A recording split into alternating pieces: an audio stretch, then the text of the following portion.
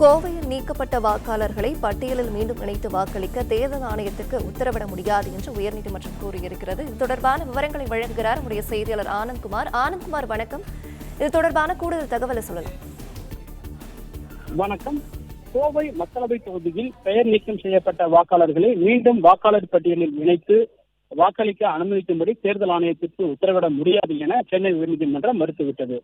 ஆஸ்திரேலியாவில் மருத்துவராக பணியாற்றி வரும் கோவை மாவட்டத்தைச் சேர்ந்த சுந்தரக்கண்ணன் என்பவர் தாக்கல் செய்த மனுவில் மக்களவைத் தேர்தலில் வாக்களிப்பதற்காக கோவை வந்த பொழுது வாக்காளர் பட்டியலில் இருந்து தனது பெயர் நீக்கப்பட்டிருப்பதாகவும் தனது மனைவியின் பெயரும் நீக்கப்பட்டிருப்பதாகவும், எனவே கடந்த 2019 மற்றும் 2021 ஆண்டுகளில் நடைபெற்ற மக்களவை மற்றும் சட்டமன்ற தேர்தல்களில் வாக்களித்த நிலையில் தற்பொழுது தனது பெயரும் தனது மனைவி பெயரும் நீக்கப்பட்டிருப்பதாகவும், இதே போன்று தங்கள் பகுதியில் இருந்த ஆயிரக்கணக்கான வாக்காளர்கள் பெயர்கள் வாக்காளர் பட்டியலில் இருந்து நீக்கப்பட்டிருப்பதாகவும், எனவே முறையாக விசாரணை நடத்தி மீண்டும் வாக்காளர் பட்டியலில் தங்கள் பெயரை இணைக்க வேண்டும் எனவும், மேலும் தங்கள் மீண்டும் வாக்களிக்க அனுமதிக்க வேண்டும் எனவும், அதே போன்று அதுவரை கோவை தொகுதிக்கான வாக்கு எண்ணிக்கையை தள்ளி வைக்க வேண்டும் எனவும் வெளியிட தடை விதிக்க வேண்டும் எனவும் அவர் கோரியிருந்தார். இந்த வழக்கு உயர்நீதிமன்ற தலைமை நீதிபதி தலைமையிலான முதல் அமர்வில் விசாரணைக்கு வந்தது.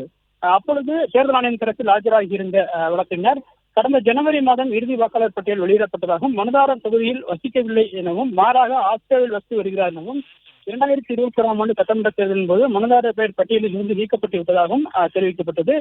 இதனையடுத்து ஜனவரி மாதம் இறுதி வாக்காளர் பட்டியல் வெளியிட்ட பொழுது மனுதாரர் எந்த ஆட்சேபமும் தெரிவிக்காத நிலையில் தற்பொழுது மீண்டும் வாக்காளர் பட்டியலில் பெயர் சேர்த்து வாக்களிக்க அனுமதிக்க வேண்டும் என்ற எந்த விதமான உத்தரவும் தேர்தல் ஆணையத்திற்காக பிறப்பிக்க முடியாது எனவும் தெரிவித்த நீதிபதிகள் மனுதாரரின் கோரிக்கையை ஏற்க மறுத்து வழக்கை முடித்துவிட்டு உத்தரவிட்டுள்ளனர்.